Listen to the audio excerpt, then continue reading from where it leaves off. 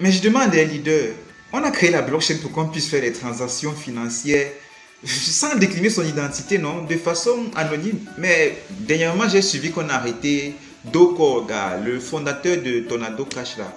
Pourquoi ça?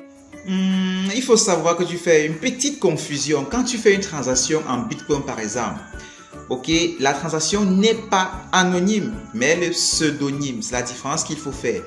Parce que justement, on voit ton portefeuille. Donc, il suffit que quelqu'un ait ton adresse Bitcoin, la personne en effet à qui tu as envoyé les Bitcoins, il suffit qu'il récupère ton adresse Bitcoin, il va pouvoir voir quel est ton solde de Bitcoin sur cette adresse-là.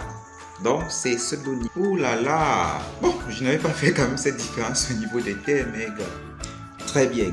Et pour ce qui est de Docore, il a créé un système qui rend effectivement les transactions sur la blockchain anonymes.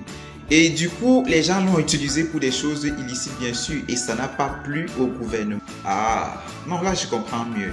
Oui, justement, Tornado Cash de Docore n'est pas le premier à faire ça. Il y a eu un autre site qui l'a fait auparavant, avec son système de mixage de transactions sur la blockchain pour pouvoir perdre la trace, voilà, pour la rendre anonyme. Il n'est pas le premier. Il y a le site Blender, par exemple, qui l'a fait, mais ça a été interdit en Amérique. Et tu vois, en ce moment, il y a tellement de régulation dans le secteur de la crypto-monnaie, ce qui fait que si une entreprise ou une structure fait une petite erreur financière, allez, le fondateur est arrêté.